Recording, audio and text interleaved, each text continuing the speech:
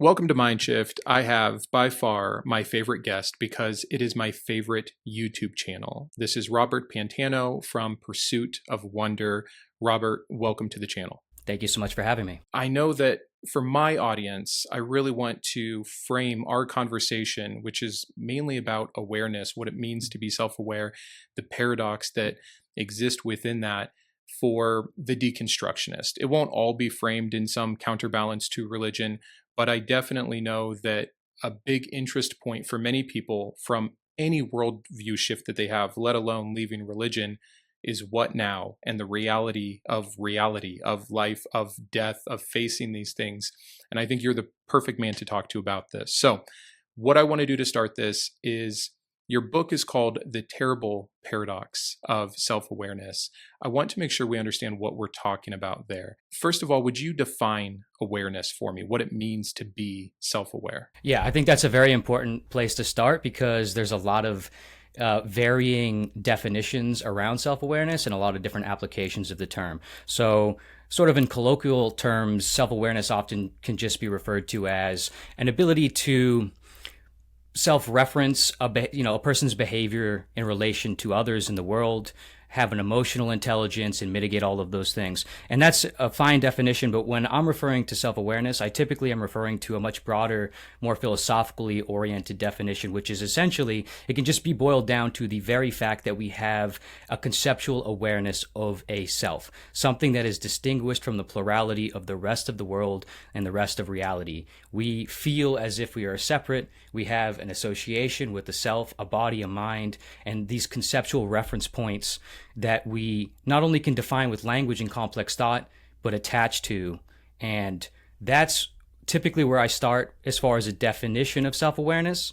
And then the paradox starts unraveling from there. You mentioned that the paradox, or I'll use the word tension here, comes from we have these human experiences. We exist, we desire, we suffer, and we die. But so does a lot of living matter. We, however, as far as we know, seem to be a species that is aware that we desire, that we suffer, and that we die. And in that lies the great tension. Tell me, just expand on that more for me and help me understand why it's so important for us to even become aware that we're aware of these things, because maybe that's like a second meta step of awareness, is coming to terms or realizing that this is our condition. Yeah, I think it's important to, for me at least, I would say we don't have a whole lot of choice in those steps. I find that we, as a species and as individuals, are awakened into our awareness, right? We didn't choose to be born, and we didn't orchestrate the evolutionary process through which humanity emerged. And so we've awakened into our awareness. We've sort of, I know Heidegger often refers to it as sort of thrownness, been thrown into existence and find ourselves with a certain degree of awareness, our degree being a humankind, and each of us individually having a certain hue of that awareness within the spectrum of humanity.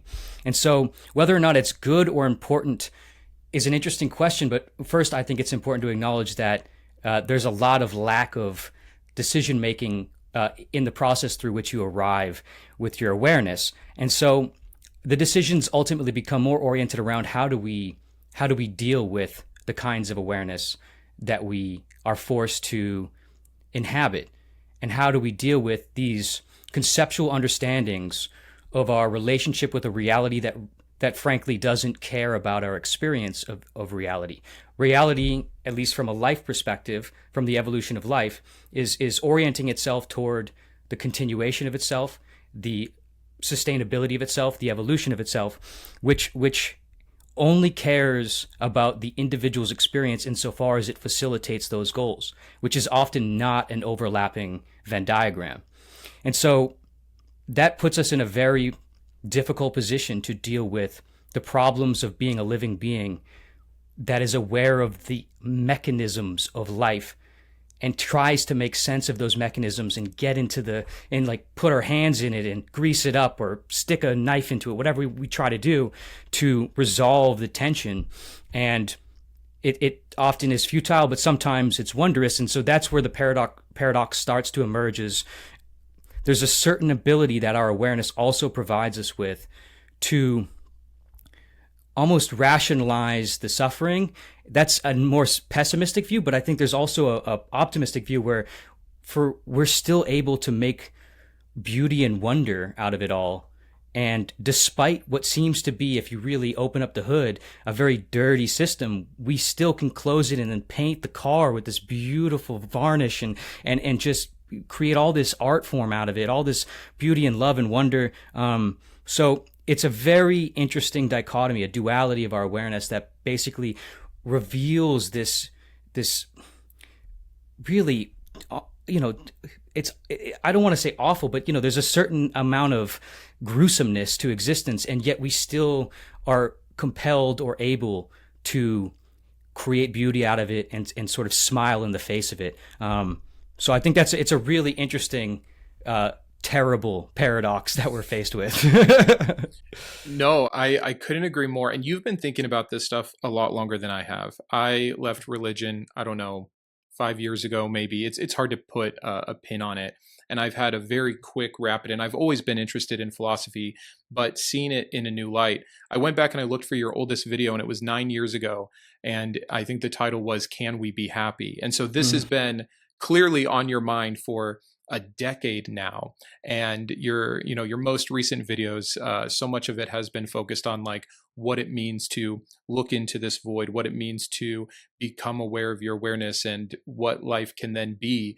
And what I find refreshing, and I think why I've always been drawn to your channel in general, is however stark the concept, the material, the statistics that you're giving, there is, just like you did right now in your own intro, this second side of it, an optimism, which I have seen beaten out of a lot of people that have thought this deeply about these things, and they do lean into the pessimistic side, or even nihilism, or even positive nihilism. And we're going to get into some of these things. I'm curious about your personal philosophy on top of everything else. But to me, you carry this beautiful optimism despite being, I've read your book enough and I've seen enough of your videos to know that you really do know, you do understand the nastiness of the human condition, of how awful it can be to be aware and alive and suffer and desire and die. And yet we persist. And I'll start at the end.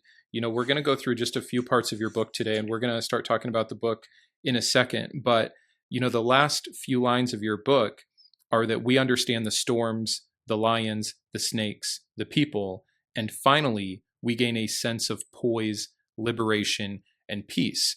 And I think that's one of the big questions I have always had with what do we do with this awareness, and is it stupid or naive to look for meaning despite it, to look for purpose despite it, to make lemonade out of these lemons?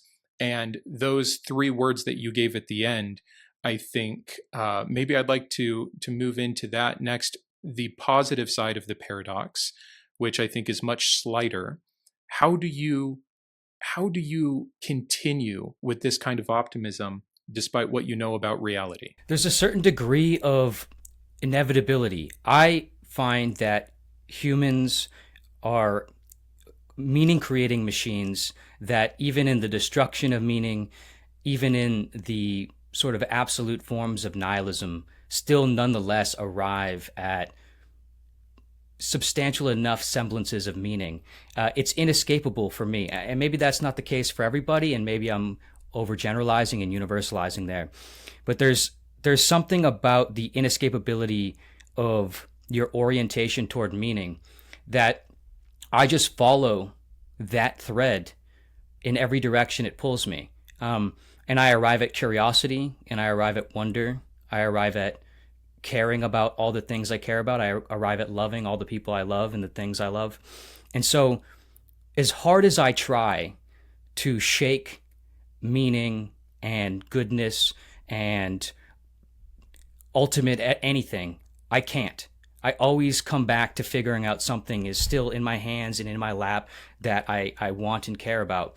And so I don't try to shake that part. I embrace the apparently intrinsic nature of humanity to make things out of nothing, even when it arrives at what seems to be nothing.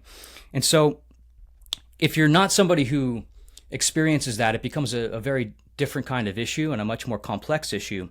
But I do think that there's a tendency to revert to a kind of mean, if you will. And that in itself, I find so enthralling, so wonder-inducing, that it just, I'm always existing in the scale, the counterbalancing scale, where I see the underbelly of one thing and then the face of another. And it's always, the tension of that is kind of creating the worthwhileness of engaging in the world. Where if everything was beautiful or if everything was ugly, that would maybe be more difficult to create the kind of meaning that I seek in life. And so the fact that there is such a dichotomy and such a tension allows for the degree of my pessimism allows for the degree of my optimism, or the degree of my experience of wonder, or the depth of my wonder. The fact that, if I'm thinking about watching like an incredibly sad movie, that makes me think for hours, days, or weeks after the fact, it's often because of how much the movie or the book makes me feel a tension against what I yearn for and what I care about. And it reminds me that I care about those things. So I see them as, like most things, sort of two sides of the same coin. Being pessimistic or nihilistic can be debilitating and paralyzing, but it can also, if viewed with a sort of non-attachment and openness to its inverse, you sort of see everything as a part of the same process of engaging in your perspective of the world and your love of the whole. It's interesting because laced within your answers there seems to be, I don't want to derail the conversation too quickly into free will versus determinism, but I would imagine to some degree you would agree that we are products of where we are born and when, and to what kind of experiences to even have the mind that is like yours, that sees this dichotomy and says, well, because of that, look at what I can value. And maybe that's a privileged position of waking up in our bodies and our minds and our experiences and our timeline, where you and I think, can share that and say, hey, look at the beauty, look at the wonder, look at the curiosity. I think that you would also probably be able to acknowledge that is not and cannot be the case for others that are born in to different minds, different bodies, different situations, where it is more suffering. And the paradox isn't even recognized, and there's not the free time in their suffering to have the beautiful thoughts that follow it. My question in that, what is your hope when you make a video or when you put out a book like this, and it does come with a semblance of encouragement and wanting to share the positive side or some kind of reconciliation, if there are people that are existing on that other parallel? Yeah, I think it's really important to acknowledge the first part of that question as well, and I appreciate you bringing it up, because when I answer some of these questions and talk about some of these topics, it's not always clear that it isn't a universal.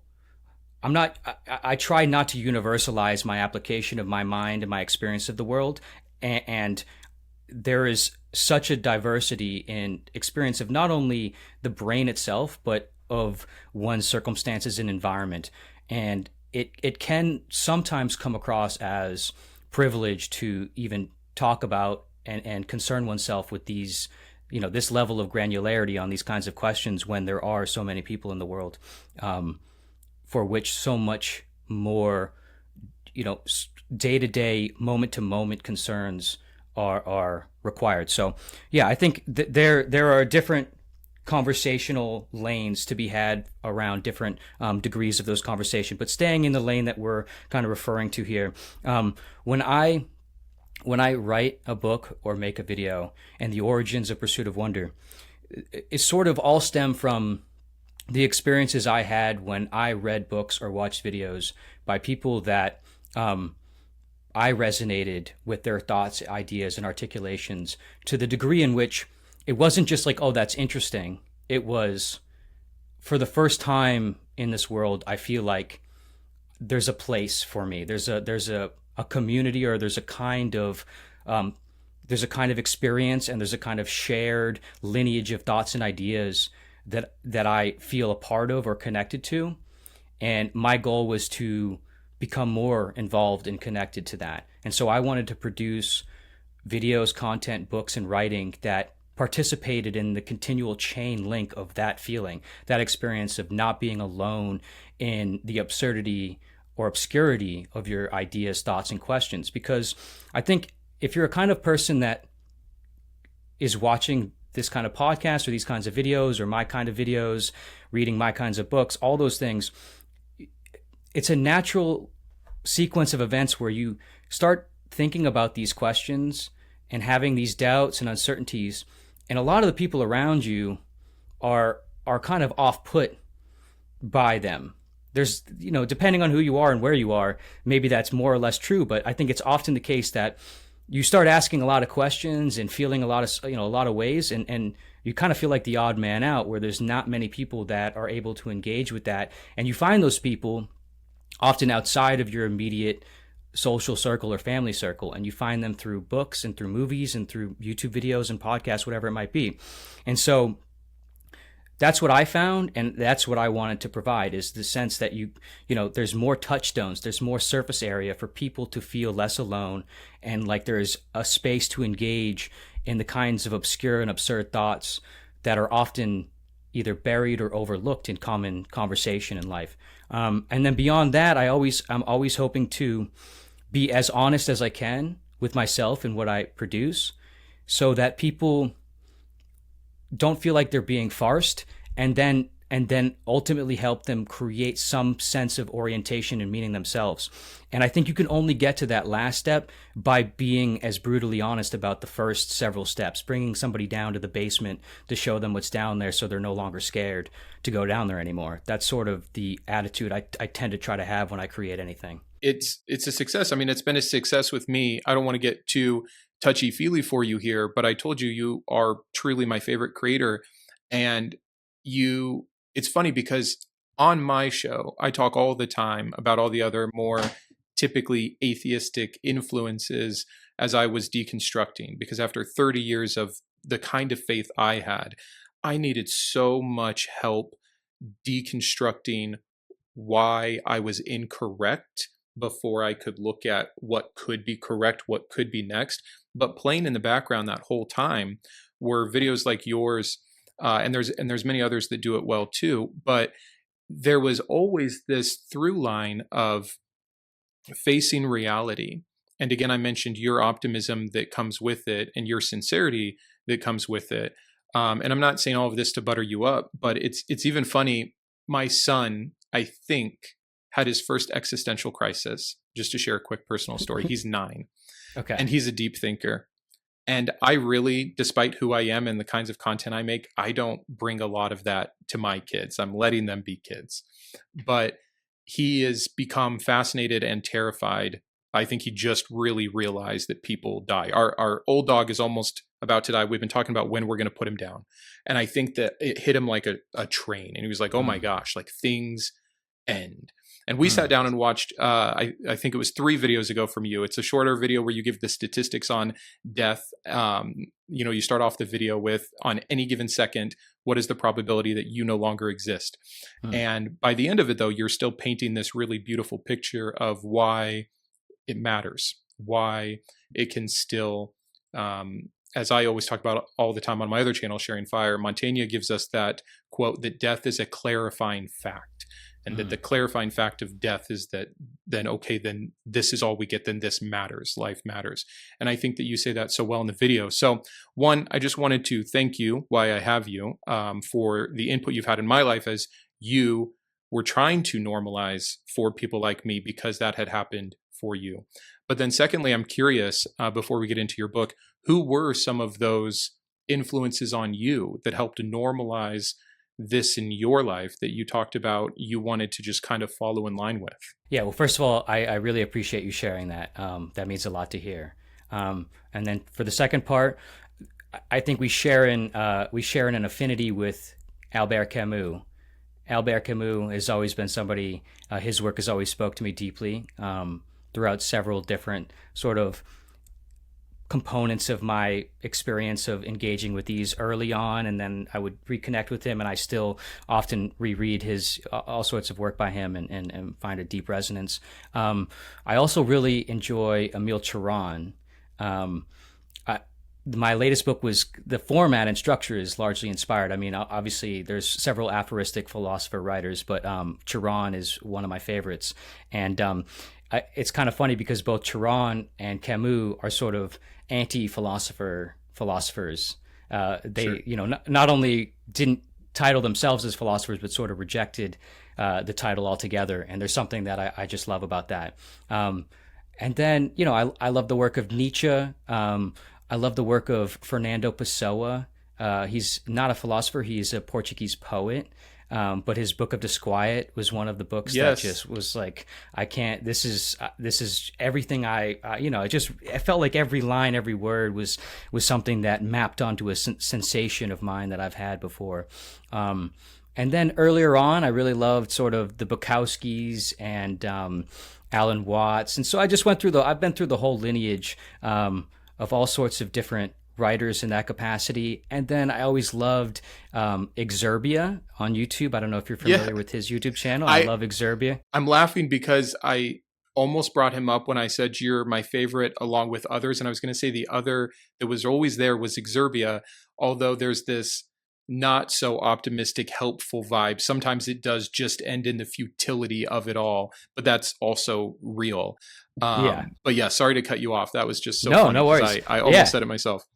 Yeah, no, I love Exerbia. And then Don Hertzfeldt, I don't know if you're familiar with him. He's a filmmaker. He has a film called It's Such a Beautiful Day. He has several films, but that's the one that really affected me very deeply. It's entirely stick figures and like Super 8 film intercut in between each other. And but yeah, these are just across the spectrum from literature to YouTube to films.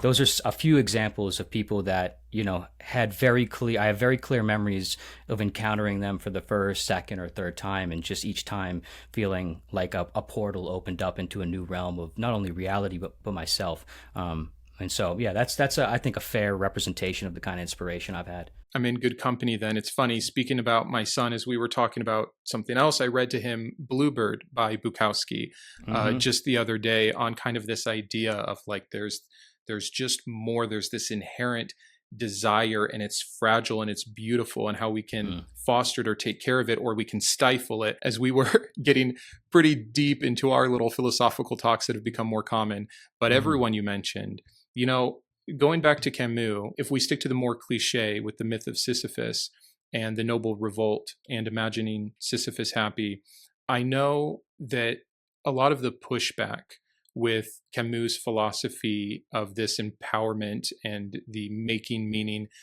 for the sake of it as the revolt against the absurdity, the main pushback can be that it's still just utterly futile. And you have a quick section in your book about futility where you compare humanity to a train. Or existence maybe is a better word. We are heading towards a wall, and there's nothing that we can do. And it would be the logical thing to do would be to get off the train, would be to end the train entirely. But we don't. We persist. We continue. That this is just what it is to be. It's so deep in our nature. But I'm wondering how you typically combat these ideas against Camus, against a noble revolt, against choosing purpose and meaning despite our circumstances in regards to futility. Well, I think the evolutionary aspect that you sort of lightly mentioned there actually can't be brushed off so lightly and so easily. I do see that there are so many components of awareness and human experience that are illusory but are non-escapable illusions. And the realization or the consideration of them being illusions doesn't suddenly make the magic show less magic, less enthralling. And you're still in the audience, you're still participating in it. You can't really, just because a magic show is a magic show and the magician isn't a sorcerer, doesn't mean you kind of understand how the tricks work and you aren't still enjoying the show and see it worthwhile participating in. So that I see that as kind of intrinsic and not so escapable. But even if we kind of go past that and venture further off, there's a space where you can kind of engage. I think the embrace and engaging in your values and figuring out how to really focus on your values and find the space in your awareness to orient yourself according to your values is sort of the next leg of the process. And so I'm trying to think of a way to concretize that a little bit more clearly. But if you value wonder or curiosity or love or kindness or all of the above, then in your space of the space between stimulus and phenomena, there's the opportunity to contextualize all experience according to your values as often as you possibly can.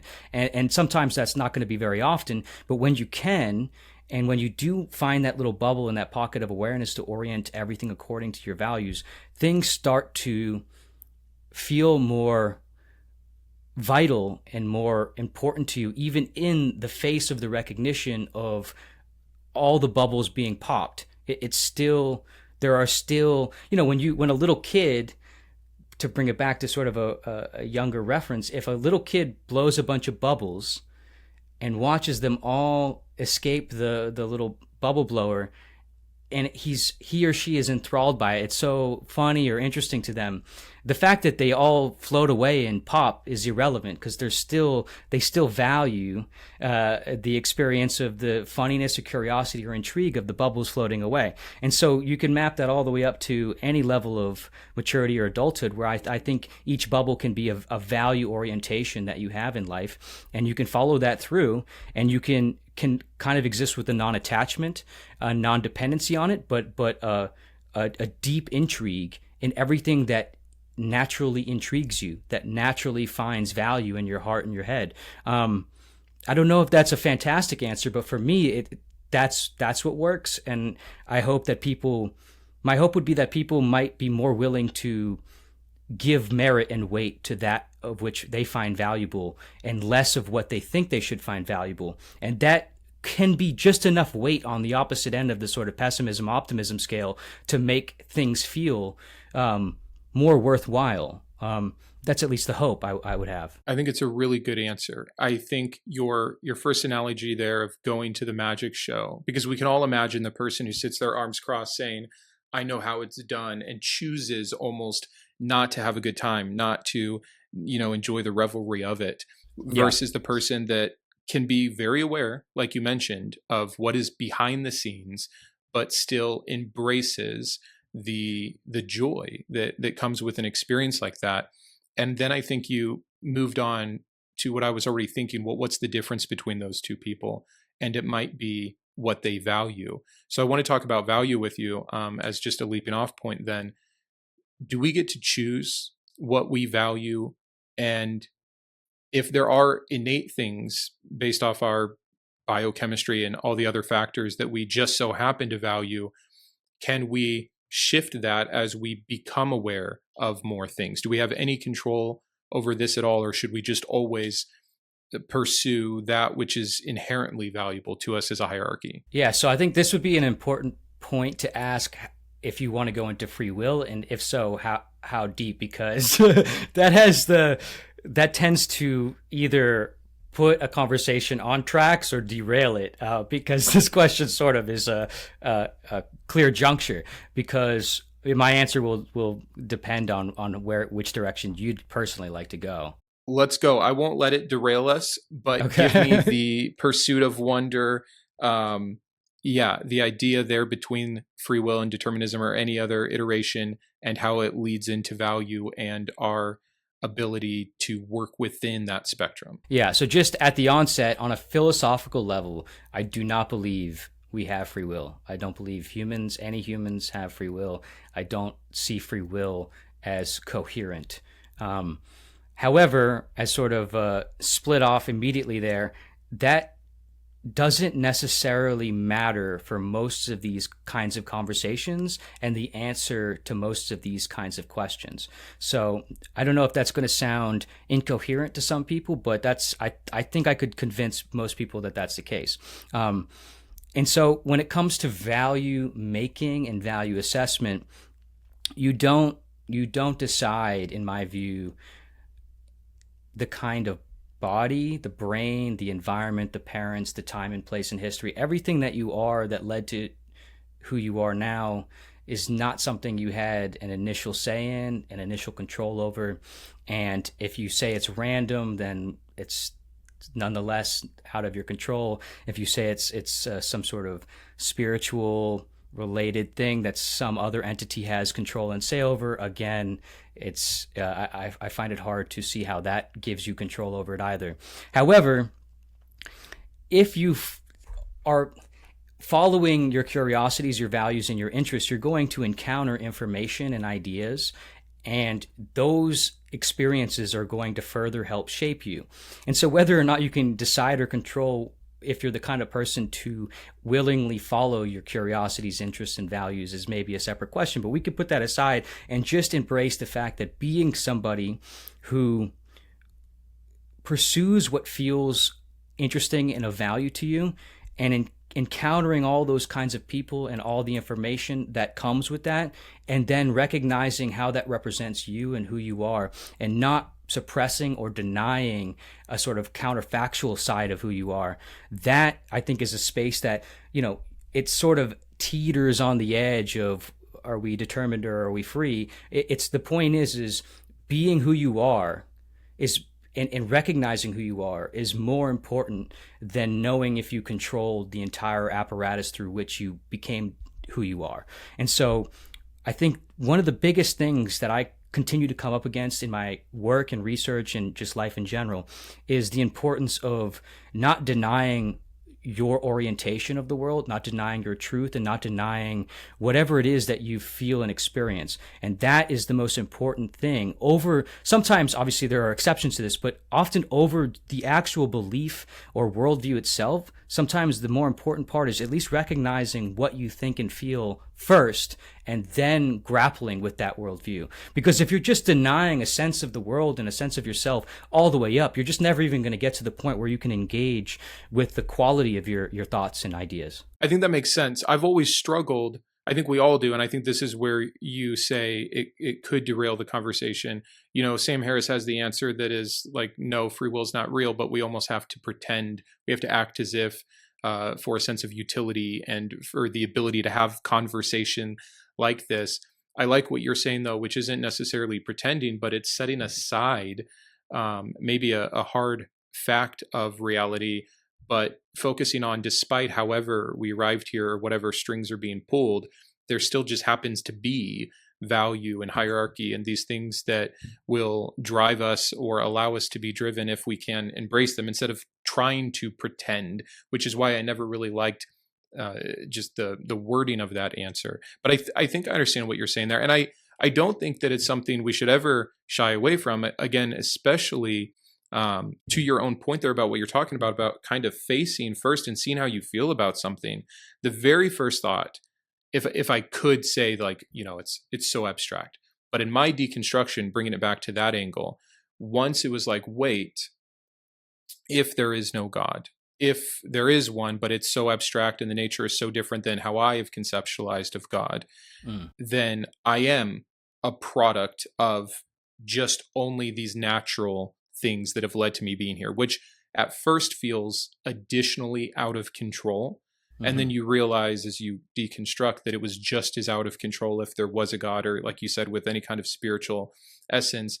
And you kind of come under this crashing weight of, well, I think that's for some people where the first peakings of nihilism start to come in, is if there isn't this thing I can create or this purpose that is real outside of myself or grounding objectivity, all of these things, where do I go? Does it matter? What if my impulses seem negative to someone else? Like, where does morality come in? And I don't want to open up a huge can, but I think that understanding that that's part of maybe self-awareness or becoming more aware or waking up from a previous perceived incorrect worldview that shouldn't be shied away from. So as you have these conversations with people in your life and people that you love and people that are asking you for your opinions, maybe this will be my last question on the free will part. Do you try to encourage them to see what you have seen? Or do you think that ignorance is bliss and you let people have their illusions? I'm really curious, like philosophically, but also personally, where you stand on this kind of thing.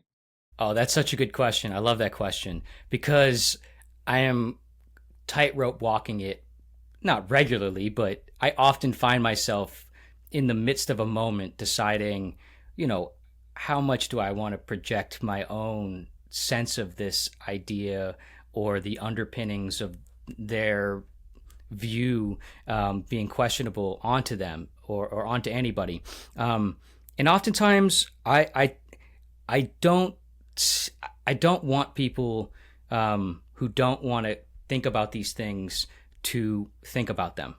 So I don't force it on anybody. And what I often tend to do is kind of probe somebody's curiosity, if possible, by kind of just asking sort of nondescript questions that might leave some breadcrumbs for me to orient whether or not they'd be interested in considering ideas further. And sometimes it's clear that that's not the case, and sometimes it's clear that it is the case. And so I try my best to evaluate based on the conversation and the person or people whether or not it's appropriate to kind of throw a philosophical monkey wrench at this level into the conversation. Or nuclear bomb. Yeah. Yeah, right. And I would say the majority, and majority here being just, 51% or more of the time, it's probably no. And I respect that. And just engage on whatever level is appropriate for the conversation. But then there are some people that I'm very close with where it's just unavoidable. Like I'm going to be in maybe a mood or whatever the case might be in a conversation where I got to get one off. I got to add a little bit of complexity to the conversation. Yeah. And I already know them well enough and they know me well enough that it's sort of par for the course perhaps.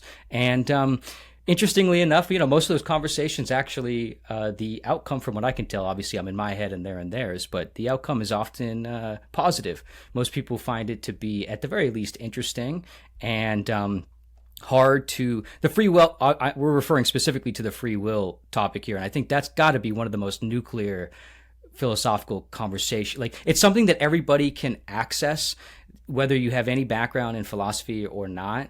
It's everybody knows what it means or not to have free will or think you have free will. So it's very easy for somebody to have an opinion about that because it's who you feel you are. And yet it's got to be one of the most counterintuitive debated philosophical topics. So it's such an interesting one to just kind of throw a little grenade in the mix when you're in the mood for it. But like I said, I mean, as long as you're respectful of a conversation and the people that you're engaging with, I do find that a lot of people just find it interesting food for thought at worst, and at best, it's actually something that they take with them and start to incorporate into those little bubbles and pockets of awareness that we were just referring to. I know that some people, I have some friends and some people in my life that are maybe very, I don't want to say short fused, but very reactive. And from what they've told me, the contemplation around things like free will and the lack thereof does sometimes give them pause to reflect on what they're angered by and who they're angered by and how they're responding to things. And I know that's not going to be the case for everybody, but it is the case for some people that I know personally that have found that to be sort of a softener of extreme emotional reactions. Yeah, I mean, it's interesting because in all of the things we're talking about, I feel like they're all so filled with tension and paradox. And what first hit me like a ton of bricks about, oh man, maybe determinism's the right call here. You lose all that agency or what you perceive to be agency, but it immediately gave me empathy.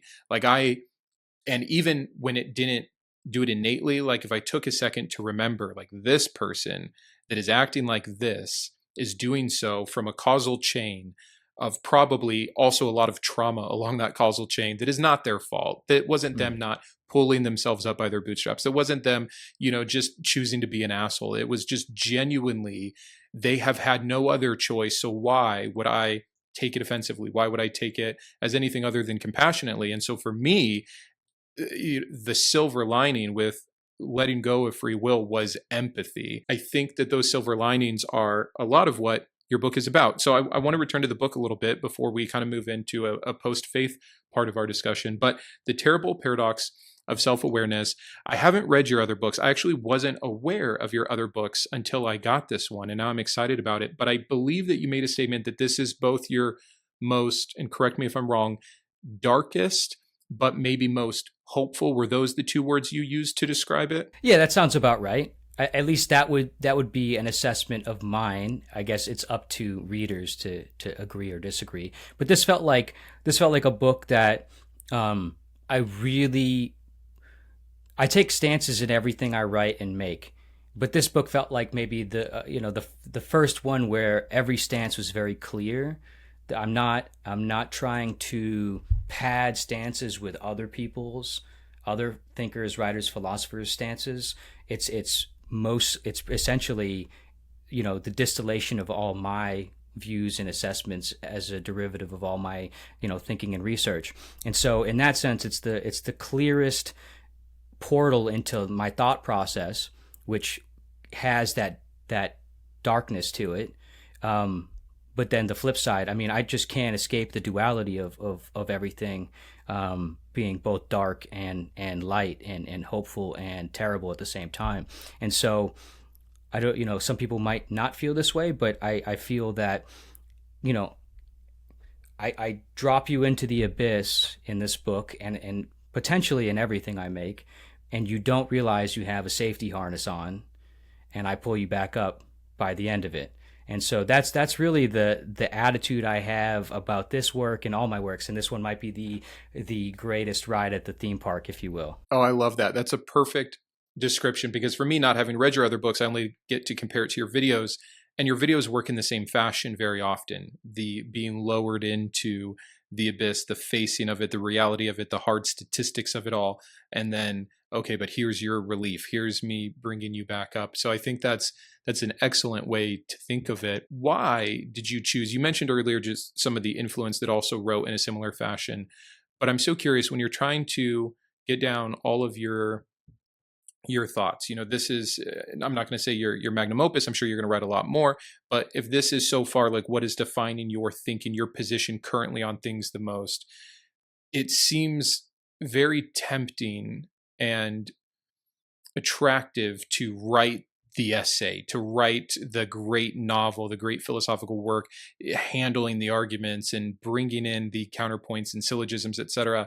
But for you, it is just these hard facts of thought, just aphorism, aphorism, aphorism.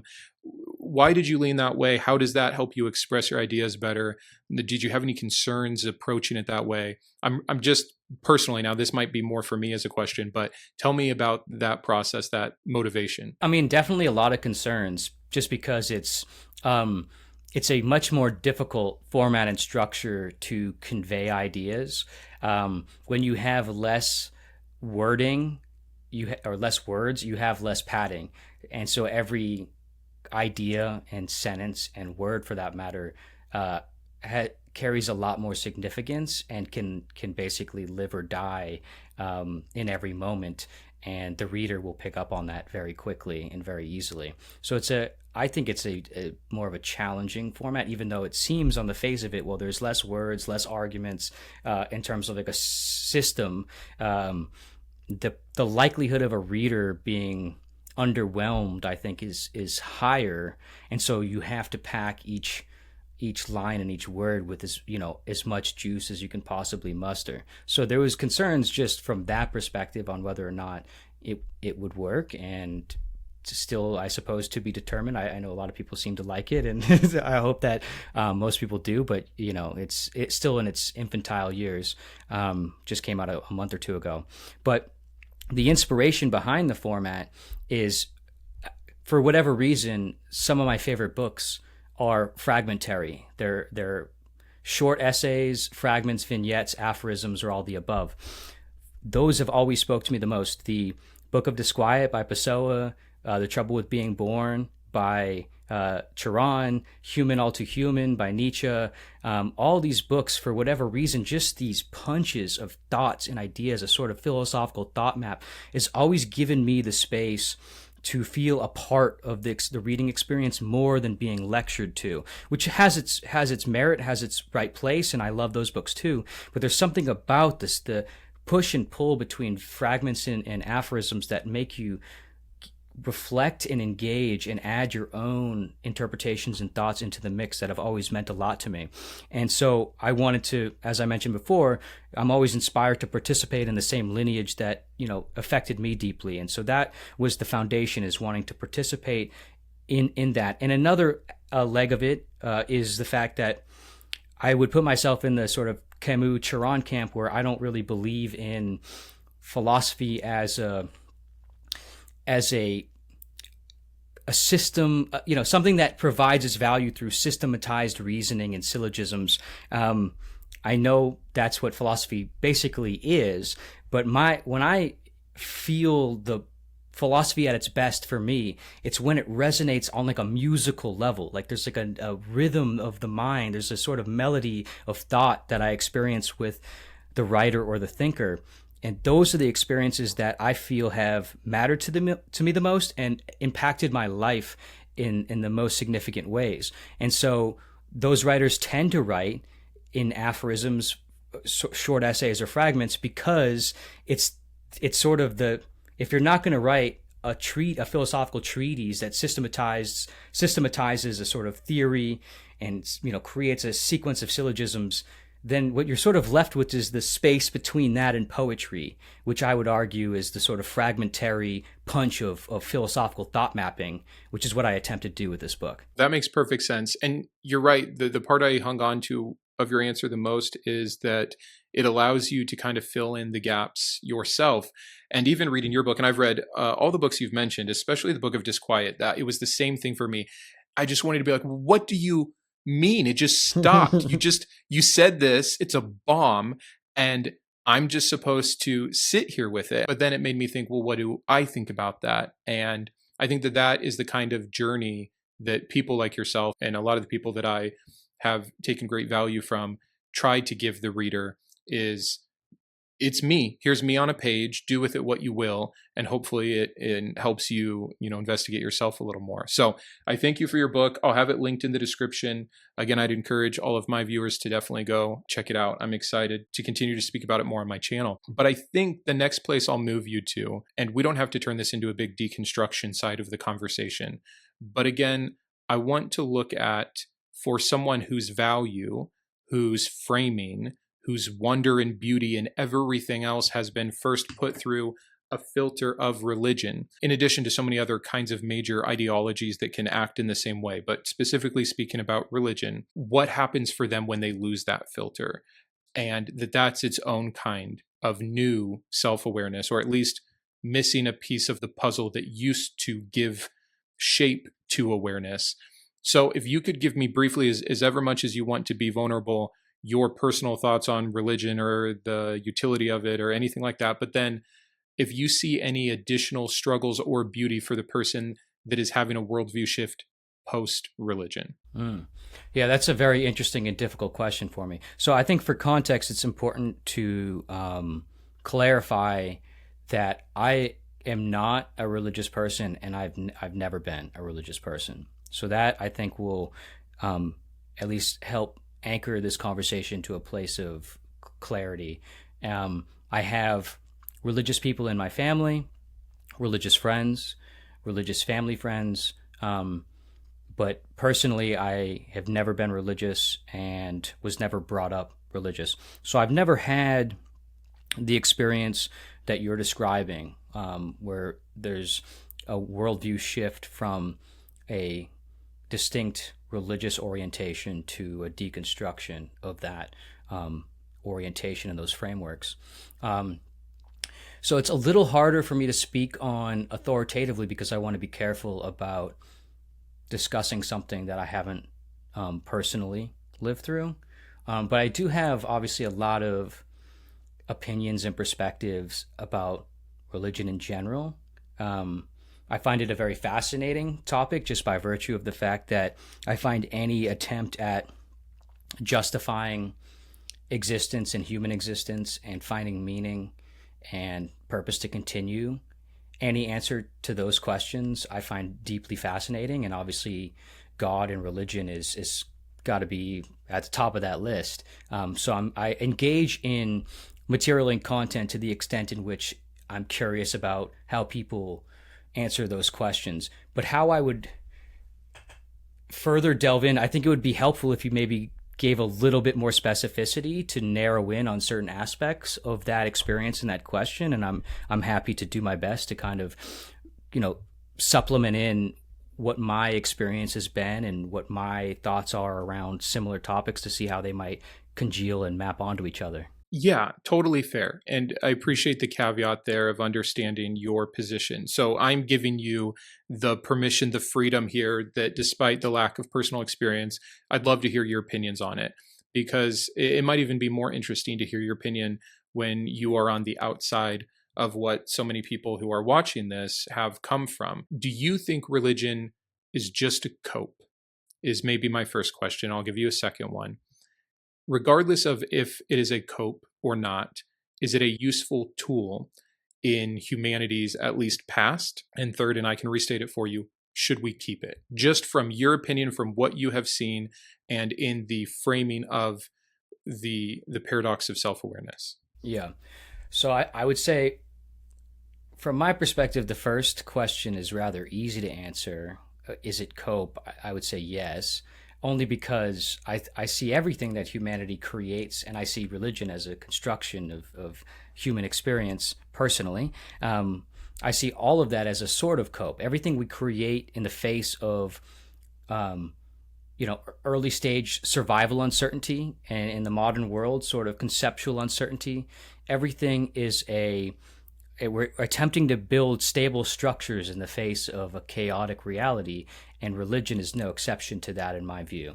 And so, so obviously if you share in that stance, it's a cope, and then from there, whether or not it's a useful cope, I see it probably as a useful cope. I think if you are somebody who believes fully in a religious ideology and worldview, and that religion is one that is socially positive, at least in a sufficient sense of the term, then there's probably some positive value to it. However, that question, that component of the question, I find less interesting. I find less worthwhile because it assumes that people make decisions about what they believe religiously or philosophically about the usefulness of it in their experience or in society. But you don't. You make decisions about what you believe based on what you believe, what you've experienced what you've encountered with information and what you haven't, what your mind can make sense of and reason through or can't. And so whether it's a cope or not, is one question, but then from there you don't really go, if it is a cope, I should still utilize it because it's useful. It's really, once you've arrived at it being a cope, you're kind of left with what information you have and the kind of temperament you have to deal with that realization. And its usefulness no longer is a relevant question or it's at least a less relevant question, I would think, because now you have to make sense of, I think, as you put it, a whole new kind of awareness or a whole new kind of inquiry of what it means to exist as a human in the world.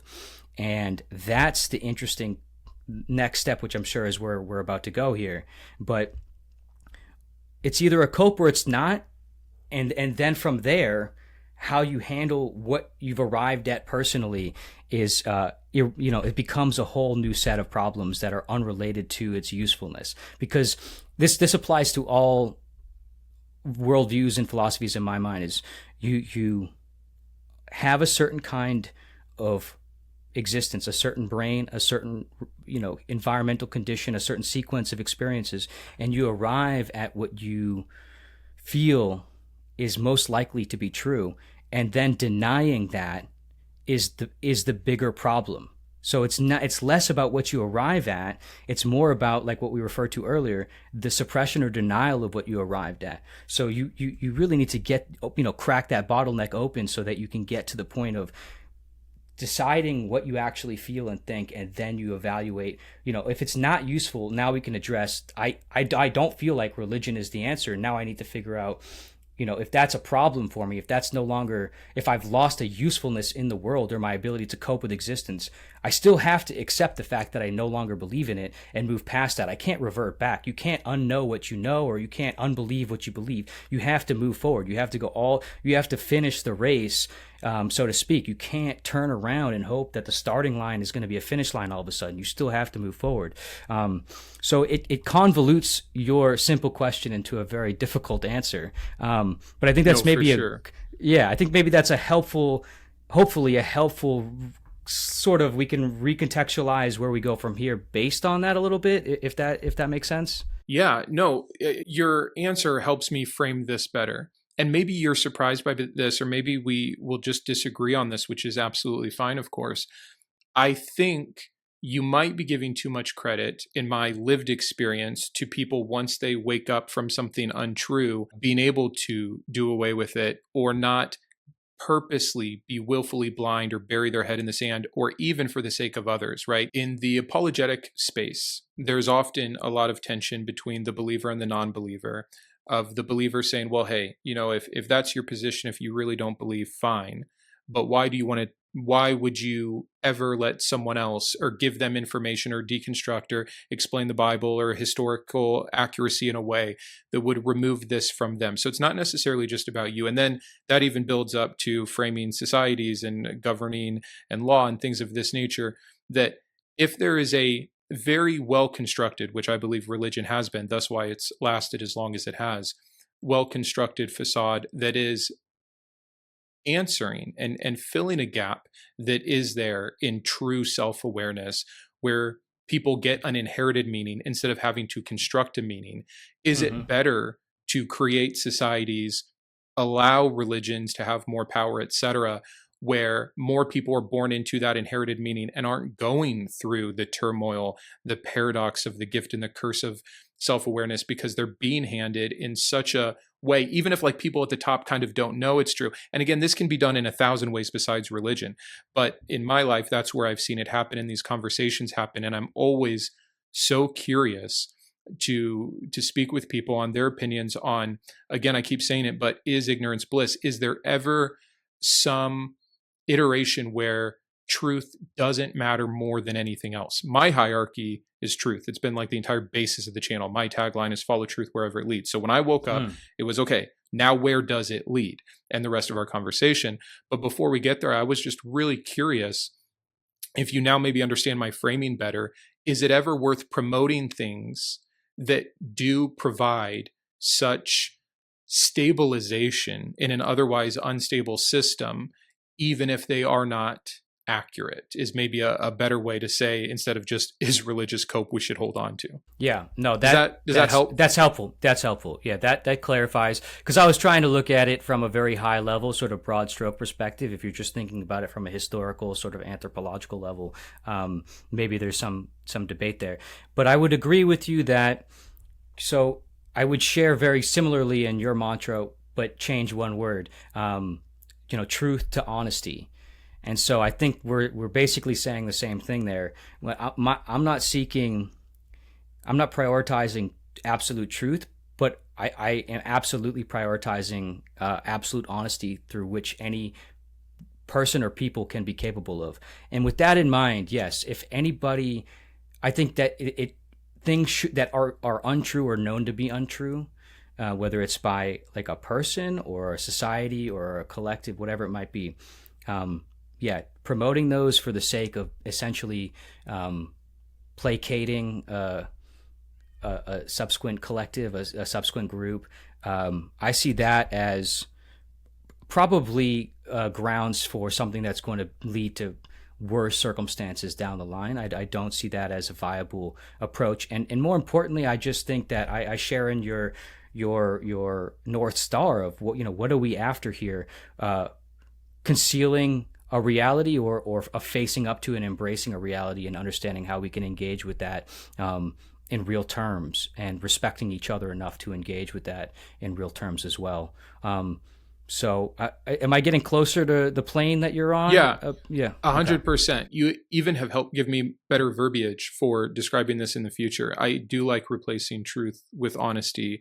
And I do like that it's even your framing there of it is a respect to another person, not to placate it for them, that we are not so special, that only you and I can handle reality, that we should let whatever is honest fall wherever it may, and maybe do our best to help people with those pieces, which will help now as we transition away from that into the absurd. Because I do think that, again, speaking for myself and very well what I know is represented within this community that follows me that has gone through deconstructions, it's one thing, I'm sure, and not to say one is harder than the other. I think I can't imagine what it's like to grow up without religion. I don't know what I would have been like. I don't have that framing, just like you don't have my framing. But for the people that have been through religion and then lose it, the initial facing, whether it's a minute or a decade, is that of getting back to Camus here, of getting back to any of the existentialist or absurdist, and just recognizing, seeing the abyss for the first time, where it truly was kept from you. And I know you can't picture that, but it is so absurd. It is such a complete 180 of everything that the traditionally religious person had been told. If we just talk about death, which is maybe a place to start with the absurd, religious people like I was really believe there is no death. There is no end. You're like, yeah, the body's going to die, but this was never it.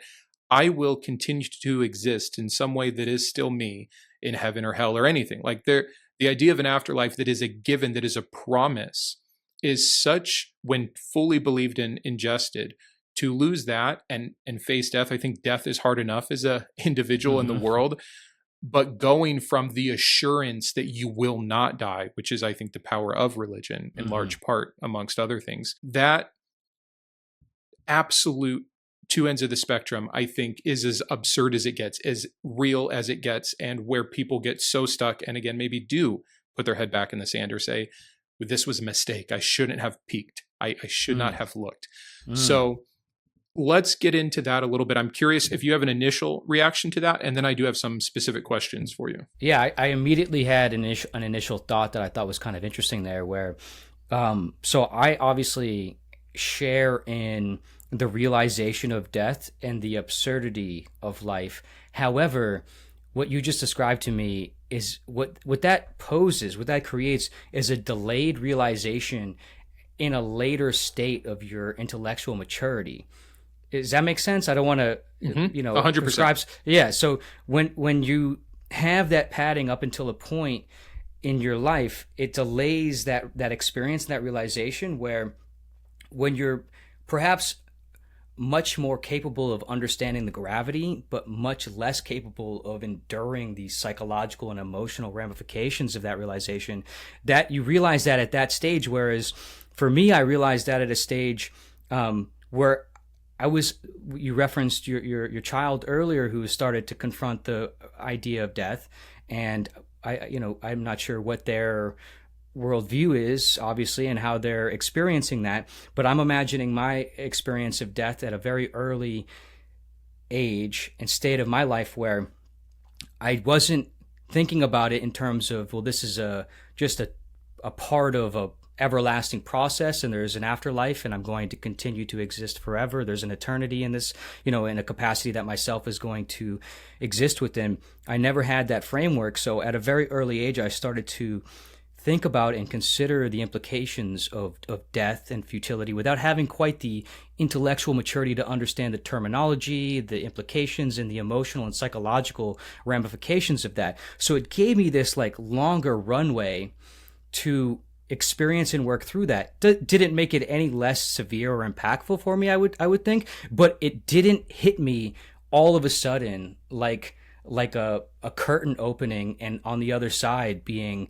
the abyss, in the way that you seem to be describing. And I would imagine the experience would feel like when you're much more intellectually capable and mature to understand the terms, the implications, and experience the severity of that psychological response. So it just delays and compresses that experience, I would think, in a way that I certainly can't personally imagine, but I would only assume it would be one of the most intense things one could experience philosophically and psychologically. Yeah, I think it's why I'm fascinated by deconstruction. Not only having gone through it myself, but I felt at least lucky enough to have like a layer of philosophical interest that came alongside and guided with me. And I was like, oh, that's where the pieces fit now that I've left this other ideology.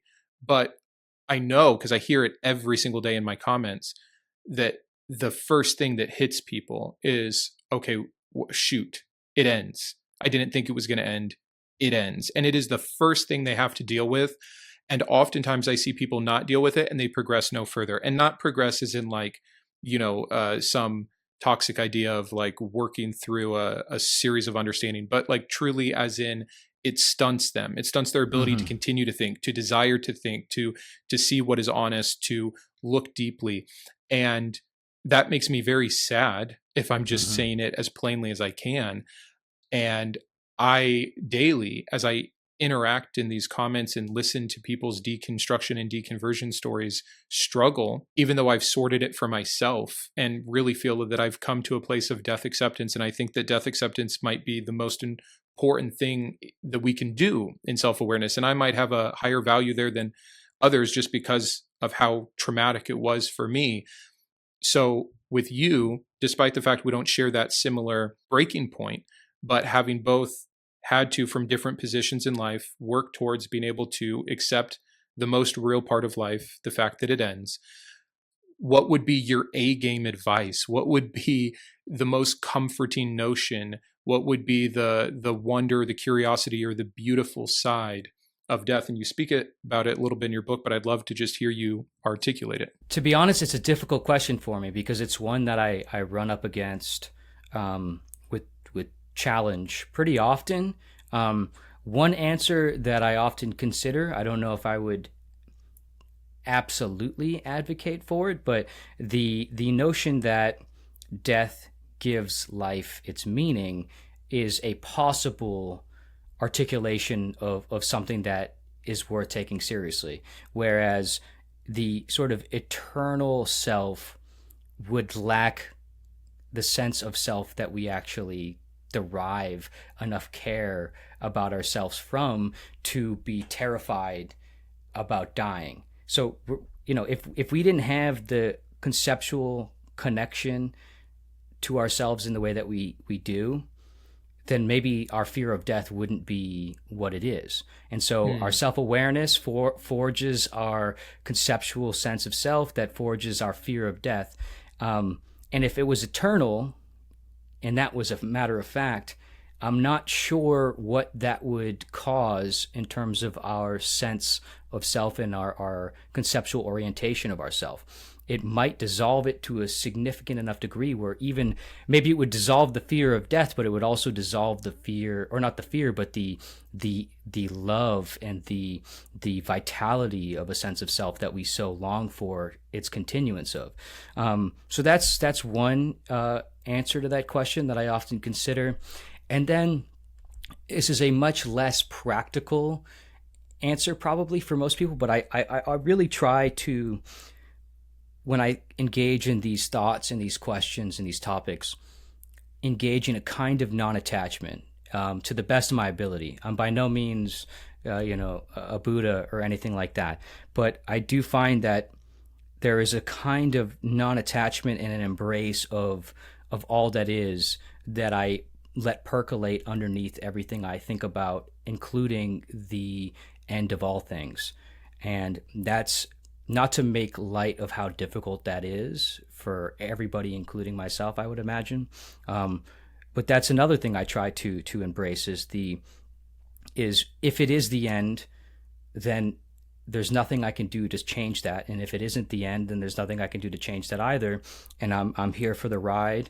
And I know I'm here right now. I know for sure the one thing that's true is I think, and therefore I am. So I'm here right now. Let's ride. So I try to always pull myself back to the earth, given a couple of those different kinds of anchors.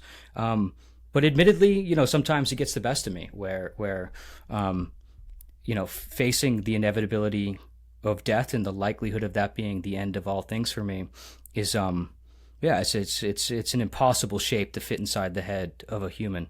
But you spend a little time shaving the corners, de-sharpening the edges, and occasionally it slides in. Yeah, I think it's a fair answer. I don't know what else anyone can say. And that's why I'm always so curious what does the trick for people personally, because I want to give, if my goal is to help people on this very absurd path of facing this, what has worked for me may not work for them. And I'm always curious what other people are doing to reframe. And maybe that's the wrong word. We shouldn't reframe death. Death is what it is.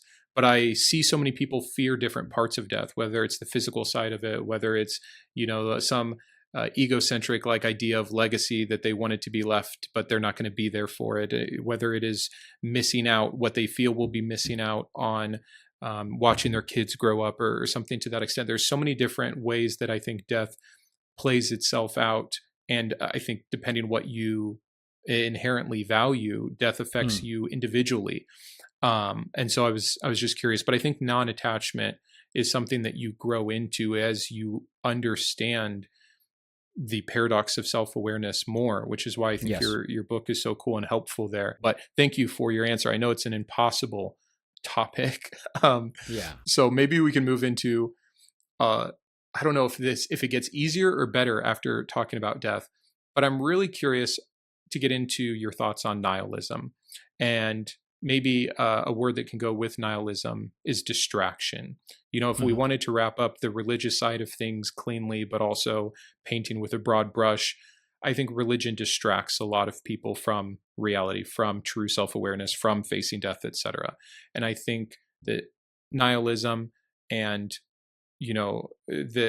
maybe you've read the book, but amusing ourselves to death is always the term that sticks with me, just distracting ourselves. What do you think about those terms? Yeah. So on nihilism, I mean, I skew, from a philosophical standpoint, I probably skew nihilistic. So there's obviously a couple different categories of nihilism, and there's a few ways you can take nihilism. And it's sort of me repackage. I think you mentioned it earlier, positive nihilism. I tend to find myself repackaging nihilistic stances into a sort of positive nihilistic conclusion, which, I think if you exist solely in the sort of basement of nihilism and you see not only everything as without inherent value or meaning on an objective, absolute level, but worthless in the pursuit or engagement of the subjective values and meaning that you have or could have, that's a problematic place to certainly stay. You might touch there and realize that's too far and come back up a little bit. But that's definitely a dangerous worldview to inhabit for too long, in my view. I think there's a certain amount of overlap where you can have the sort of honesty that we've been referring to here, recognize death for what it is, the futility that comes along with death, the inaccessibility of absolute truth and certainty from the perspective of human minds. But you don't. That doesn't have to equate to what is typically considered a fundamental nihilistic philosophical stance, where that leaves you with nothing worthwhile. That's sort of, I'm kind of taking nihilism to a cynicism realm, but I find that they are often either conflated or combined. But yeah, I think that's it can be dangerous to engage at that level for too long, but it's important to at least engage with the ideas of nihilism on some serious level. I think there's something about nihilism, and maybe it's just the world I inhabit and the content I come across, but it often gets taken less seriously than I think it actually warrants. There's something philosophically interesting about nihilism that actually warrants some serious merit and some serious engagement. Doesn't mean everything about it is right. Doesn't mean there's a practicality that you take you take from it and you just stay there, like I said. But I feel like it actually warrants more serious engagement than it often gets. And so then to go from there to distraction, I'm sure you're probably familiar with The Denial of Death by Ernest Becker. If you're whoever's listening, if you're not, it's essentially the argument of the book is that basically what orients all human decision and all human action and human thought is this fear and denial of death in absolute terms. And so Ernest Becker, the author of the book, refers to, essentially he defines it as the causa sui project, or the immortality project, where in the face of death, humans attempt to immortalize themselves through all sorts of different projects of, like you mentioned, legacy is many cases where people want to create a business or a statue or some sort of monument, whatever it might be, or they want to subscribe to a religion. And so all of that is this interesting, like you touch everybody that I think everybody touches the nihilistic stone, whether they realize it or not. You experience those sort of moments of, even, I think, I can't say this for sure, but even if you're very religious and you've been brought up in a religious household or community, you still have this doubt and this not nihilism, but this sense of like, what if it's all for nothing? What if it goes nowhere? Blah blah blah. And so whether you realize that or not, that's what's compelling. You inherited the causa sui project of your family or your community to deny that feeling through religion, or you realize that independently of any inherited frameworks, and now I guess I have to make a magnum opus, or I have to create a business to drape something over the corpse of the nihilistic concerns that are actually worth, again, in my mind, taking more seriously, rather than covering them up and pretending that the best we can do is imagine there's some eternity that our books, our art, our businesses, and our religions are going to provide us with and save us from. So it's initially, when you asked the question, I didn't see the connection, but as I talk through it, I think there's actually an interesting tension there. Yeah, and I apologize. It's not everyone's cup of tea. I like to try to have broader questions and just see where you go with it. And I'm really interested just in your brain and your perspective in general. So I'm enjoying hearing you work it out in real time. I hope it's not too stressful for you. But what I love is this beautiful, it's to me a beautiful image of, you get nicked by the nihilism stone, regardless of what is going on. And maybe you get some perception, you get some iteration of reality there just for a minute. And you're saying you think it's worthwhile enough that people need to steal from Nietzsche, stare into the abyss, but you don't want to stare too long. And so it's this sweet spot of, I picture someone in the field at the edge of the abyss who gazes long enough and goes through the suffering that's associated with it, but is able to be pulled back from that ledge.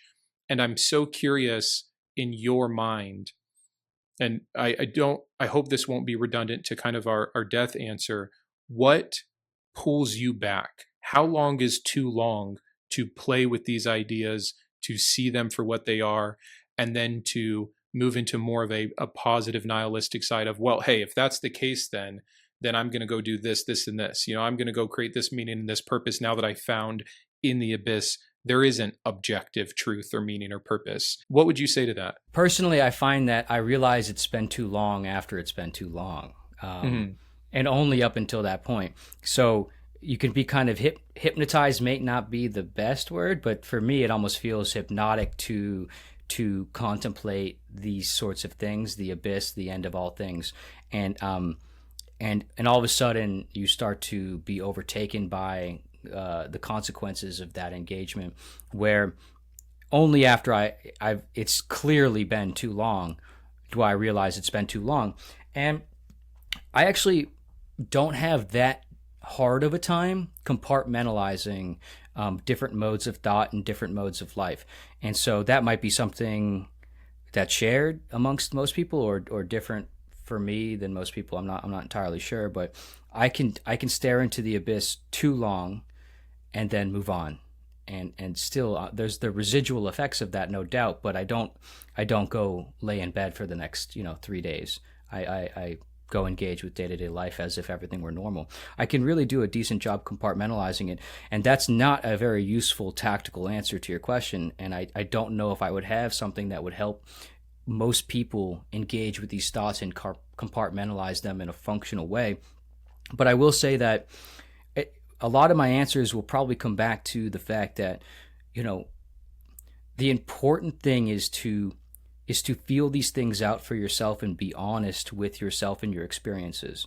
You have to embrace your thought process and your questions and your doubts, and not hide from them, not deny them, not pretend like they didn't pop up in your head, because the denial of all those thoughts and questions and doubts will not resolve them. It will not result in them going away. They'll just continue to bubble and percolate in your unconscious if you're lucky, and your conscious more likely. And so you really have to face them head on and accept those consequences. Whatever staring into the abyss too long equates to will probably be better than turning away from the abyss but knowing it's behind you the whole time.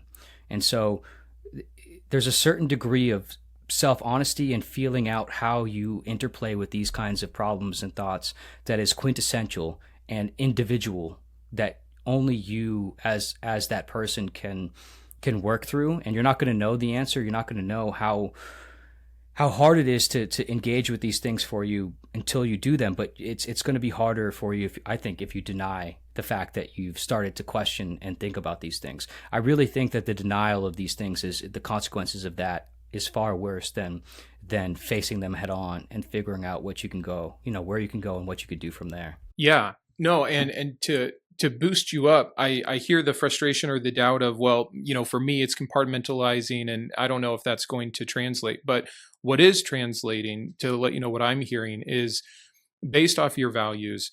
If you have to err, because none of us can know anything, you are saying the erring might be better on the side of lingering too long, of dealing with it, of not distracting yourself from it. I think it's funny because I had just made a video of my own where I was looking at the psychological study of, they left people alone in a room and they weren't allowed to do anything, but there was an electric shock and they could give it to themselves. And like 75% of men did. And it was a very short period of time, like 10 to 15 minutes. And maybe it's just boredom or curiosity. I read into it deeper of like how uncomfortable we are with our own thoughts, with looking into what can crop up in those moments of actual boredom, that we would be willing to physically, purposely endure pain. And then I was watching your video and you mentioned the quote, or at least the work from Pascal, where he talks, I think the paraphrasing is, you can sum up the problem with all humanity by man's inability to sit alone in a room, something to that extent. I'm butchering it. So I'm curious, kind of, what do you think about, like, especially in modern times, all the ways that we can be distracted, and it's easier now than ever to escape having to face self-awareness or the abyss, or whatever term we want to give to this. Have you been ruminating on that at all now versus in the past? Just giving you a lot of food for thought, and I want to see what sticks with you. Yeah, absolutely. I've been thinking about that more recently, certainly more than ever in my life. Partly because I think I've tried to avoid the effects of it for a very long time, and I still try to avoid the effects of it, but it becomes increasingly challenging to not kind of find yourself in these loops of distraction where you just wake up in the moment of what the hell, what am I doing? What is this? Where have I gone? And so I think that's probably an increasingly common experience amongst most people in the modern world. And I do think it's a very concerning thing. I think that there's a time and place for distraction, and there's a time and place for cope. Like I mentioned earlier, I think almost everything we do is on some level a coping with the reality of our existence and denying the sort of futility and the end of our existence. But the constant numbing of our ability to experience those thoughts and work through those thoughts especially at an increasingly young age for most people that are now being born and, children at this point in society. I find that to be deeply concerning. And what the consequences of that will be, I couldn't say, but I would think that somebody who's, lacking the psychological or philosophical fortitude and strength to confront these problems on any level, obviously that matters to me a lot, because like we've been talking about, I think that the embracement of your feelings and experiences is sort of the deciding factor of your ability to continue on with some semblance of wonder and connection to being and existence. And so to be pulled further and further away from that tether is deeply concerning. And I don't know what the resolution to that problem is, because it preys on everything we are. We don't want to face ourselves. So if we never have to, increasingly don't have to, we increasingly can press that shock button in reference to the study you're referring to. We will. And when we're all placed in rooms with shock buttons all the time, then we're just stuck shocking ourselves from ourselves all the time. And Yeah. it's tragic in many ways. I don't want to sound sort of like a finger waver at technology and current state of the world and society. But yeah, I mean, that I see that as a very unfortunate tragedy that I'm increasingly struggling with myself. So yeah, it's a terrible thing, and maybe we'll circle back around in the coming years to something that's more, I don't know, fruitful and controllable when it comes to our relationship with distraction, but I don't see that being likely. No, it seems to be going in one specific direction. I can get on my phone that never dies and scroll endlessly, and my attention span gets shorter, and I realize that, and I've seen the effects, and I have to wonder, like, did the pioneers, did the hunter and gatherers, all of these different groups of people throughout time, did they just distract themselves in a different way? Like, did man ever really sit alone with their thoughts? I don't know, but I do believe it's harder now than ever. And that's why I think that content like what you put out is better, because if you're going to be on a screen and I'm going to scroll, but instead I can face some of these ideas in such unique and beautiful and creative ways, at least, maybe you just have to work with whatever the new technology is to keep rounding out. But it makes me think of something else. And I don't know if I plan to ask you about this, but I'm curious. I think you're a very creative person. I think creativity is one of the coolest things in the universe. You talk a little bit about creativity in the book. You referenced something to the extent of it is on the gift side of self-awareness, but it comes with its own paradox or price, seeming to be vulnerability. Yeah. Being such a creative person as you are, and seeing that act itself out from your self-awareness and the pro and cons of it, would you just talk to me a little bit about creativity and its place in all of this? Yeah, it's a good question. I do see creativity as one of the key pillars, if not the central pillar, to engaging with a lot of these kinds of problems and questions. I have a line in the book, something to the effect of, in medicine, there's they what do you call it, when they provide you with part of the bacteria or part of the disease or the virus to ensure that you don't get it. What do you call that when you get being inoculated? Inoculation. Yeah. In any case, immunized. Yeah. Yeah. In any case, I see creativity as sort of the same way of giving yourself a little dose of the virus to protect yourself from it. And so the antidote is kind of in the virus. You have to engage with it. You have to dose yourself with it a little bit. And that's through creativity, you sort of self-dose yourself in a medicinal way. Obviously I'm not referring to literal medicine, but in a philosophically medicinal way. And so creativity allows you to actually engage in these, the challenging and often terrible and convoluted aspects of existence in a transformational way that gives you a sense of ownership, almost control, participation in the transmutation process. It's not it's rewarding, but it's challenging, and that's the best part is it's not, you don't do it because it's fun. You do it because it's a sort of necessity. It's a part of engaging with these ideas, and the requirement of it is that you transmute them through your awareness. And on the other end, you have all these experiences that filter through your awareness, and they either get blockaded there or you figure out what to do with them. And part of figuring out what you do with them is the creative act.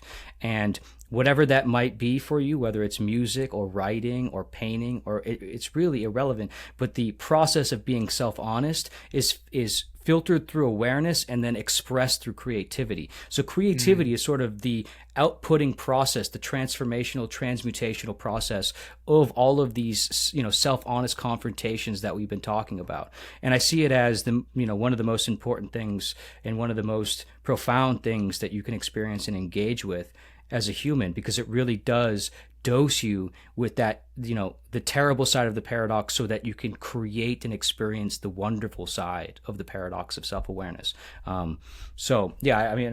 It's bringing back to our, what we were just talking about a moment ago, distraction away from creativity and diluting creative processes is another thing that I think we're facing in the current circumstances of the world. That's not to say plenty of people don't still pursue and engage in creativity, but there's a certain kind of war against many traditional orientations of creativity taking place right now that is concerning, and I'm hopeful that it will survive in sufficient form, because I think that's the best way to actually work through the processes of kind of awakening into your awareness, is through the creative process. Oh, I love that. I feel like we found a bit of our answer. I know you're trying not to universalize things, and I am recognizing that I have a tendency to always say, hey, for everyone watching, like, what's the best advice here? And you're being very hesitant and careful, which I appreciate. But it seems like your passion behind utilizing creativity as a bridge, for lack of a better term, to cross over from the curse side to the gift side of self-awareness and bring out the more positive aspects. We've been talking about nihilism, which can be positive, but we've been talking about death and distraction, all these things, but we haven't really got to the beauty and the wonder. And it seems like maybe creativity as the processing power for kind of, I see it as like just chunking into the creativity machine and then coming out the other side as useful or beautiful or wondrous, or something that is better than it was over here when it was coming in as fear and absurdity. I don't know if that's how you meant to portray it, but that's how I took it. And I really like that framework.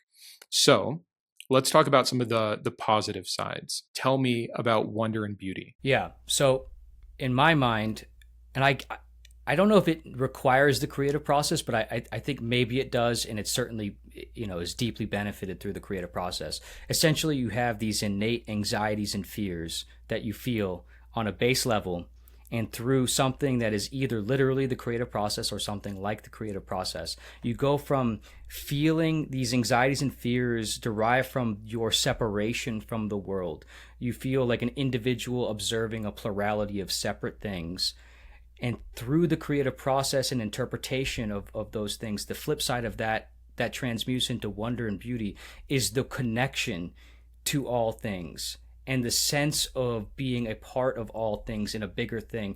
That even, that can be religious, or it can, I find the uncertainty of what all things are and the bigger picture of things, that uncertainty, but nonetheless inseparability from that bigger picture that I'm can't pin down and will never understand, but I'm feeling this connection to that uncertainty. I know that I'm part of it, and I'm expressing it as a part of it. That for me is perhaps the end all be all. That wonder, love, and beauty, I mean, that's the end all be all, because I'm taking the fears and anxieties of feeling separate from everything, and through me connecting back to everything. And the feelings that wonder evokes sensorially, I wouldn't know how to describe them any more than wonder and awe, but it's just something that makes you, it makes you want to cry, it makes you want to laugh, it makes you want to just look at everything from, an inch away and from a mile away. There's just something that you can't, you suddenly become so enthralled and interested, and so connected to it all. And through the creative process, it's your tether to basically connect your separability to your inseparability, and right through your skull, you just connect back to everything. And so that's why I'm so inclined to always arrive at that, because in my experience, that's been the thing that basically resolves or equates to what the religious yearn is a sense of connection and sort of worship, or there's this kind of sacredness that you can still experience through that connection, and that can come with it need not be separated from uncertainty or unknowability. My fuel, my sort of religious sacredness comes from uncertainty and unknowability. That's what I worship, is the unknowability of things, and that's what I love engaging in, is the possibility of ideas and my connection to something that is so beyond my comprehension. It's beautiful. Thank you for that. It's interesting then, the tie-in. I had a great conversation with someone else. Her name is Britt Hartley. She runs a channel called No Nonsense Spirituality.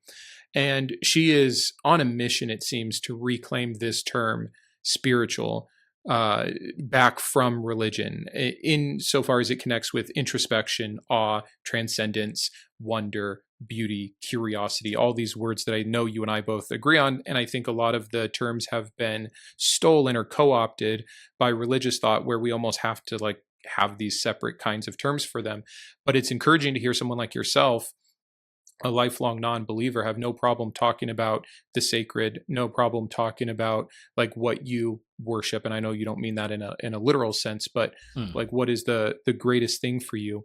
And what I'm realizing, what's so interesting to observe in your response, is that for you, it's that falling into the connectivity of not knowing, as opposed to maybe the traditional kind of believer connecting with the thing that answers everything, God, the omniscient, the omnipotent, the creator. It seems like such a juxtaposition to me. And I know that I'm biased, but I see so much more beauty in the honesty of fading into the unknown in utter acceptance than in claiming perfect knowledge. And I just see such a dichotomy there that really struck me as you were speaking. So again, thank you for your thoughts on that. You mentioned in there some negative words of anxiety and fear, or these things that have somehow been levied on the psyche that can disrupt or get in the way of being able to fall into the absurdness in a positive manner. What has been your understanding of how these things interact with the self and get in the way? And maybe, again, without you trying to universalize anything, helping us understand, at least for you, what has worked in overcoming them. It starts a lot with acceptance. You could over-accept. You can accept to the point where you become almost indifferent to things. And I often find that it's difficult to engage with the concept of acceptance without people misunderstanding or misapprehending it as a sort of, I'm going to accept fear and anxiety. I'm not going to try to engage with them or resolve them. But everything starts with acceptance for me, broadly speaking. My fears, my anxieties, I don't deny them. I don't try to repress them. I don't try to pretend like they are false or derived from something that I shouldn't take seriously. I take them all seriously, and I accept them as fundamental qualities of my experience. And in some cases of them, that softens them enough, that dissolves them enough, where I can just move on. In other cases, it requires more engagement. Sometimes it's a practical kind of engagement where you actually have a personal methodology about when I'm anxious. I focus on my breath, or that's a simplistic example, but that's sure. a functional example. I actually do that often. Listen to a certain song, so it can extend the whole strata from just simply accepting and embracing to practical methodology to, of course, sometimes you actually have to engage with them in a clinical sense. There's actually something that you need to address that's beneath your own ability to understand and resolve, and you need help with that. So there's a lot of different ways you can engage with anxiety and fear, and there's a lot of different ways you probably should. But for me personally, it's a spectrum from acceptance to compartmentalization, which is maybe the more questionable version, and most importantly, like I mentioned, is I engage with all of this through writing and creativity. Those are the moments where all of the sudden, like everything I've been feeling and fearing and trembling over starts to be clear enough for me to fight. Not fight, but grapple with, and to actually engage in. Maybe debate is a better term than fight.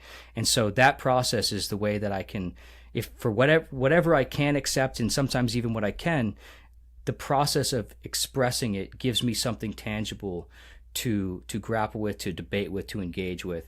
And then in moments that I cannot tap into the creative process, like I said, sometimes it's a methodology of let's meditate, let's breathe, let's focus, let's step outside, let's go for a walk. And of course, I know I keep copping out with the non-universalizing take, but that's going to be different for a lot of people, and I think it's important. I don't pretend to prescribe answers. I just like to engage in questions honestly. And I want to give you assurance. I know I've set you up for these things that are maybe to you seem not as beneficial. And I hope I framed it well enough that it's just honestly seeking someone's opinion who I know has looked deeply and yet remained okay. Because you might be revolving in a world just based off, again, maybe not coming up in religion or having had a channel like this for 9 years, where some of this might seem like, well, yeah, duh, just like acceptance. Like, what else are you going to do? It's the cost of lucidity. But I think that maybe you don't understand how novel of a thought that can be for someone in my audience, and not talking down to them. But again, the trappings of religion have really stolen so much of what should be honest health or dealing with reality, that as much as I can from as many different people and angles, I want people to hear what works. I don't care if it is compartmentalization and it's totally unique to you. But what I heard from you, if I'm paraphrasing, is the acceptance of what I just said, the cost of lucidity. This is just part, it's going to come along with it, but you choose through your own personal creativity, and it could be 1,000 other things, to grapple with it. So you accept it, and then you wrestle with it, and then it lessens, or it changes, it transforms again into the wonder and beauty. And so I think it's a phenomenal answer that still will translate to people differently than maybe you would have expected it to. So thank you. Absolutely. The last thing I have for you is I did post on my channel and just ask for people to submit questions, and I was pretty choosy here, but if we have a little bit more time, I'd love to give you some of the subscriber questions to close us out. Sure, let's do it. Okay, we'll see. Maybe some of these we have hit on already, so we might do less. Yeah, the first one is, do you think ignorance can really be bliss in any circumstance? I think you covered that, so I'm going to let you off the hook with that one. Okay. Would immortality inevitably lead to suffering? If so, would every version of a heaven eventually turn into a hell? You mentioned on that a little bit. I'd love to see you just answer that more fully.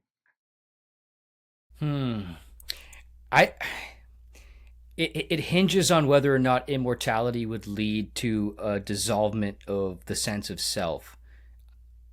If immortality meant that the proximity or the tightness through which we experience a self was loosened and dissolved, I would think that would make suffering less. I would think that would lessen suffering significantly, and perhaps all the way, if the dissolvement of self went the full distance as well. However, if instead immortality equated to a inescapable tightness and proximity to a self, that would be hell. So it just depends on which one that would equate to. So yeah, it hinges on whether or not the experience of immortality would dissolve or continue the sense of self. If you, maybe to make it more personal, I'm curious, if you could take a pill and live forever, would you sign up for this? Would you sign up for, or is there maybe a number of years that you would say, okay, I'll take that? Or are you good at your 120 at most? I think I'm biased because everything I know has been contextualized within approximately 100 years. So I've been framing, since I was aware of what years would be, I've been framing everything under the context of 100 or so years. And so I'm biased towards that, but I would say I'm inclined to lean on the side of not taking an immortality pill. I as much as I fear death, and as much as death does bring the tragedy of existence all to a head, as I've mentioned, that's what allows me to feel the depth of my connection and wonder during my existence, and I don't know if I would trade that. Yeah. Oh, well said. I think for me, actually, it was a really healing moment when I was phrased that question myself. If it were up to me, not some God or not some natural process, would I live forever? And I really, really felt the answer to be no. It was like, oh, then death is a gift. I didn't want that anyways. And it really helped me like accept that idea. Okay, next one for you. Without the awareness of our suffering, do you think human civilization could have advanced as far as it has? The degree of our progression technologically and in terms of civilization has been in large part a response to the degree of our awareness of our suffering and our fear of the unknown, our fear of death, our fear of chaos. And so if we weren't aware of all those things at the level that we are, I don't think we would have progressed to the extent that we have and will continue to. Yeah, perfect. If all truth is subjective, how can we truly know anything? In my mind, the one objective truth that we have is that each of us individually exist. Now, I can't say for sure objectively that you exist, but you can, assuming you do. And I can say objectively that I exist, assuming I do. And so we each individually have that one objective truth. Outside of that, we have incredibly and increasingly robust intersubjective truths, which are truths that we are continually coming up against and proving and sharing amongst a shared conscious experience and a shared conscious experience of reality. And so clearly we've done a hell of a lot on that alone, and we will continue to do that. I see objective truth outside of one's own existence as somewhat of a non sequitur. That's probably a whole another conversation. We don't have to get into that now, but it's not relevant to our ability to function collectively, societally, and technologically. And so we can continually explore the planes of uncertainty in the realm of objective truth and just kind of play with possibilities, in my mind at least. And then we can engage practically with the intersubjective truths that we are verifying through things like the scientific method. Yeah, it's a great answer. It's funny because I can see this from the deconstructionist framing. Every one of these questions from someone that used to be a believer and is aware of like the apologetic debates going on, maybe you just don't see it, man. But it is just this constant onslaught from the religious who are arguing for their position that if you don't have, objective truth, you have nothing. And you're just like, it's a non sequitur. And it's just so funny to like see the divide of what has mattered so much to people that are in one world and not in another, and how easy you can let it go. So thank you for that answer. We'll do a few more here. In regards to other species, how do you think their awareness compares? Impossible to say. If I was struggling to universalize human experience, I'm definitely going to have a harder time with other species. But one thing that is clear to me is they seem to lack a certain kind of complexity of awareness that I think is a product, quite frankly, of just their lack of thumbs for the most part, or lack of time with thumbs. Like, we've created such complex tools that we've required such complexity in our thought, which has resulted in more and more complex conceptual and language understanding or frameworks of reality. That's our biggest difference, and perhaps our biggest plight, but also our biggest opportunity for wonder and beauty is just the fact that through our interfacing and feedback loops with tools that we've created by virtue of having certain kinds of appendages, we have a much deeper conceptual awareness of, or at least deeper makes it more real. I don't know if it's more real, but we been forced to engage with a more complex conceptual understanding of reality and forge those concepts through language and ideas and technologies. And so, other animals obviously have technologies and certain degrees of awareness. There's plenty of studies and clear indicators of various levels of that, but they don't build skyscrapers, and they don't build planes, and they don't build submarines, and they don't engage in language in the same way that we do, from what we can tell. And so that degree of conceptual difference is apparent, and whether or not we're better off or worse off fundamentally is certainly up for debate. Yeah, it's actually hilarious to me to hear you frame it like that. I think you're right about everything you said, by the way, but I had never put it in these terms. To me, to be human was to just have this level of awareness that led to these existential dreads that had to be dealt with and all the other things we've talked about. But it's genuinely hilarious to me to think about. It's truly just opposable thumbs in the time with them that we started making things enough until we woke ourselves up into this could be nightmare, could be gift, where other animals don't have to deal with it. Please make a video linking opposable thumbs to nihilism or something like that. That's funny to me. Yeah, please do. When people talk about meaning, why do we need meaning at all? At least in the sense of life having some larger purpose. Why can it not be enough to have a life that is on balance, good, happy, contented, sufficiently mentally and physically stimulating? Why meaning? I think that's a great question. And ideally, you wouldn't need meaning beyond that. And I think it's interesting that, it kind of actually refers back to the previous question quite nicely. The problem of meaning doesn't exist for any living being for which the meaning of life is, arises as a question. And for most species, it would seem that that question does not arise. The meaning of life for a tree, for a dog, for most, from what I could tell, almost all other beings is life itself. Life is the meaning of life. And for whatever reason, we've separated ourselves from that obvious fact and have attempted to dissect life and meaning and create a puzzle out of what is obvious as a holistic picture on its own. And trying to measure life with life and meaning with meaning, we kind of short circuit ourselves and lose the obvious fact in my mind that life is sufficient on its own.